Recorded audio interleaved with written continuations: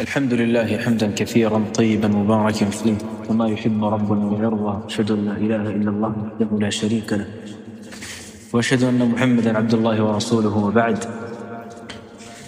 Alhamdulillah, siku ya jana tulianza kuangalia baadhi ya sababu ambazo zinamsaidia Muislamu kupata hidayah katika maisha yake, na tulitaja umuhimu wa hili jambo kwa kuwa Allah subhanahu wa ta'ala ametuumba katika hii dunia na akatufanya kuwa ni watu aina mbili, imma shakiran wa imma kafura. Imma utaamua kuwa ni katika wale watu ambao wanarudisha shukrani kwa Allah subhanahu wa ta'ala kwa kufanya yale mambo ambayo kwamba Allah jalla jalaluhu anayapenda, na hiyo ndio hidayah yenyewe.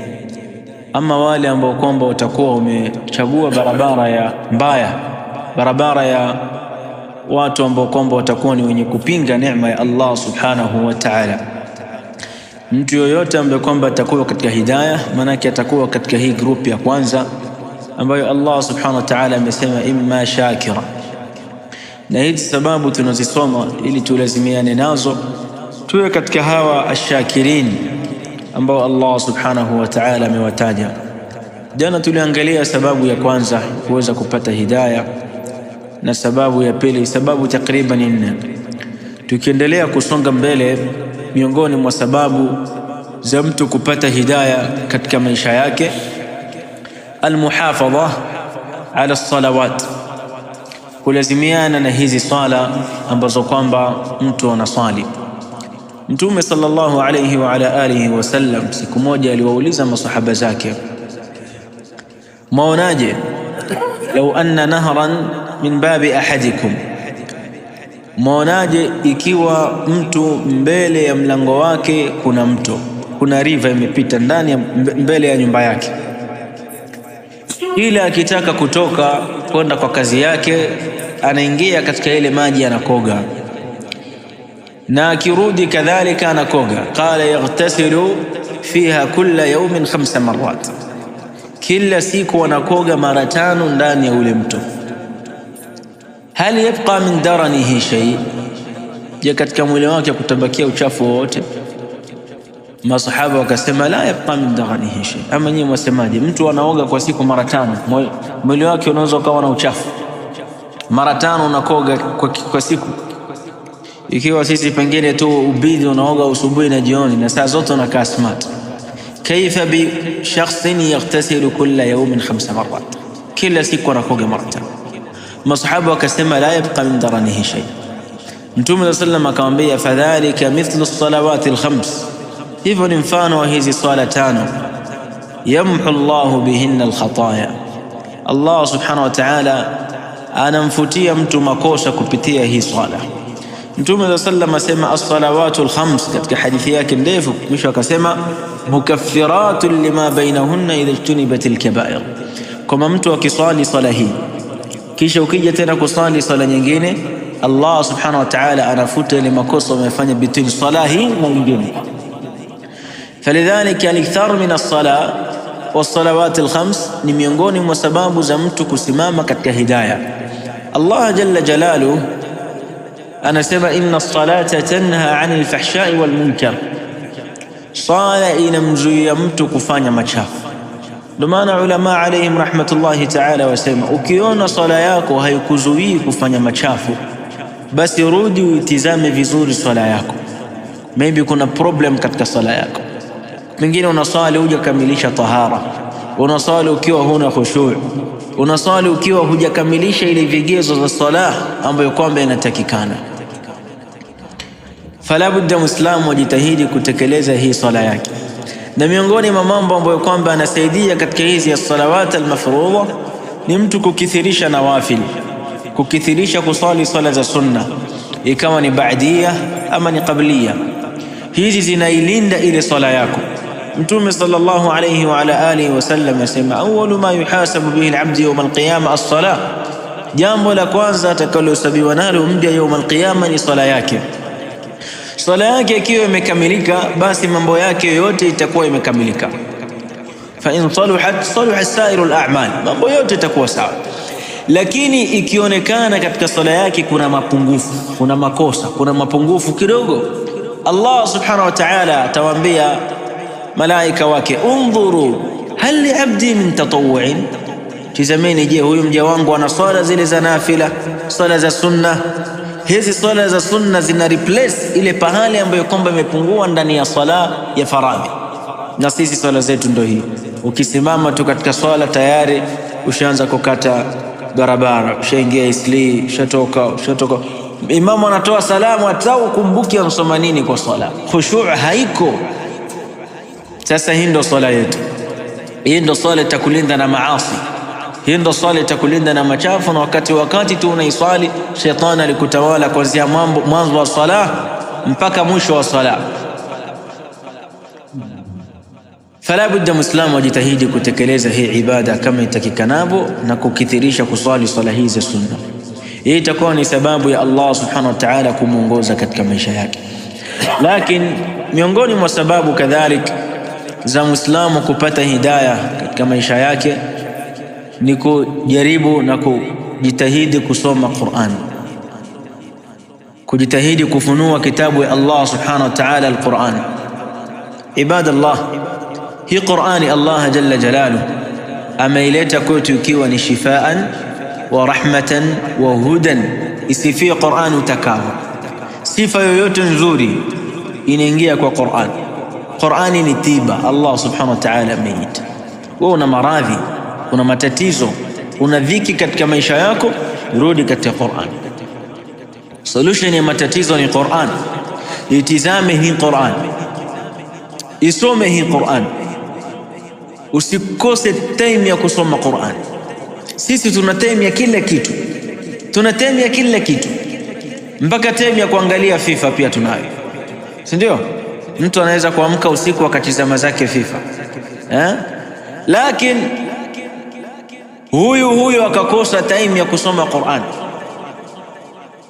24 hours amekosa hata dakika 10 ya kusoma Qur'an.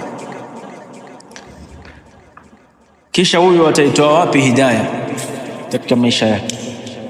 Turudi katika Qur'an, tuisome Qur'an, tutizame Qur'an.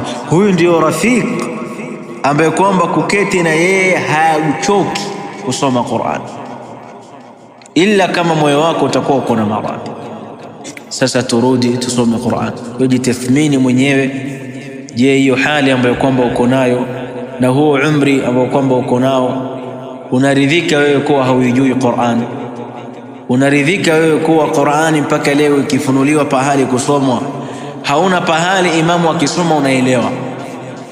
Yani kila sehemu imamu akisoma wewe hauko, mpaka akuja qul a'udhu bi rabbin nas, na ni Qur'an. Lakini kwa nini umekosa time ya kusoma Qur'an? Una simu sahi, labda uko busy, uweze kwenda kwa mwalimu akusomeshe, basi kwa barabara yako kutokea hapa waenda mpaka town warudi, dakika ngapi watumia? Hebu kila siku ukiwa waenda eka azma ya kusoma safha moja peke yake. Tukua AirPods zako, eka kwa masikio, play Qur'an, eka Sheikh Abdurrahman Sudesi yasoma Qur'an, sikiza peji moja tu. Ukienda wasikiza peji moja, ukirudi wasikiza peji moja. Yani kwa siku moja unasoma karatasi moja. Baada ya siku 10 wewe mmaliza juzuu wewe. Siku 20 wewe mmaliza juzuu 2. Mwezi mmoja una juzuu 3. Manake wewe miezi 4 wewe ushamaliza mashaf.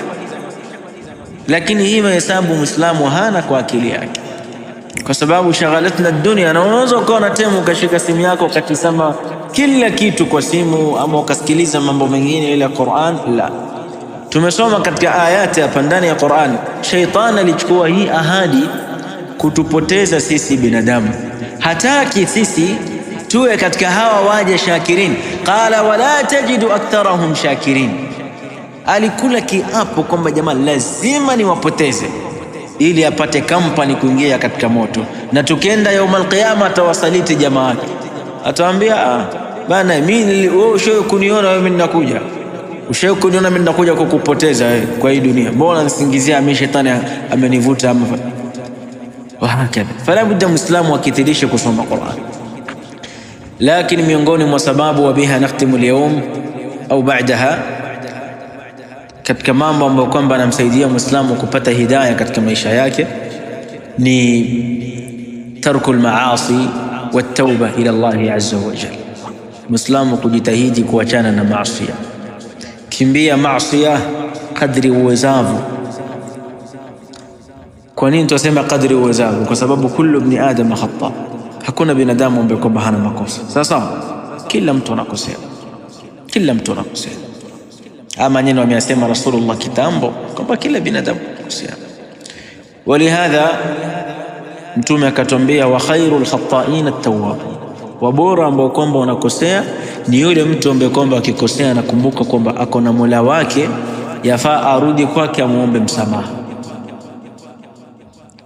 Sasa jiepushe na maasi, na ikitokea umefanya maasi muombe Allah subhanahu wa ta'ala.